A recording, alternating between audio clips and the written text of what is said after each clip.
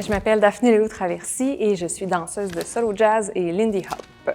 Avec le projet Mélopad, je cherche à amener une logique de création et d'expérimentation d'une singularité artistique, disons une signature artistique personnelle en solo jazz. Je veux faire ressortir le potentiel créatif du vocabulaire jazz vernaculaire, mais dans un contexte plus contemporain.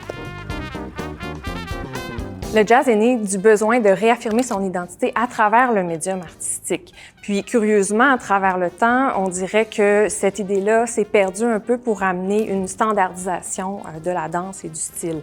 Fait que j'essaie de ramener cette créativité pour faire se déployer la liberté que ça évoque et surtout le partage, le lien avec une certaine communauté.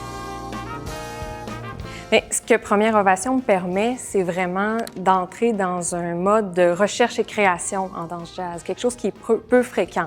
Souvent, on travaille plus sous l'impulsion d'une commande, d'une compétition, d'un projet, d'une idée de groupe, et ça va on est très rapidement dans le résultat, dans la thématique, dans quoi que ce soit. Mais est-ce que des fois, on a le temps de s'arrêter puis vraiment réfléchir à sa démarche artistique? J'ai envie de m'asseoir en studio, d'avoir plusieurs heures devant moi, d'avoir un temps plein devant moi pour essayer ce que j'ai envie d'essayer.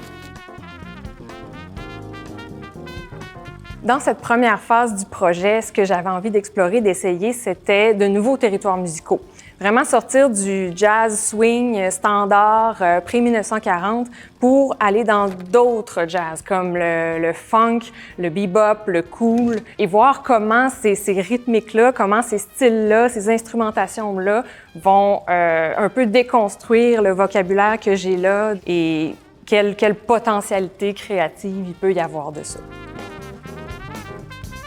Donc, la deuxième phase qui serait de revenir aux racines du jazz, de carrément aller me former à ce niveau-là. Retourner là pour aussi aller chercher ce que le jazz évoquait, parce que la danse jazz a évolué avec le jazz lui-même.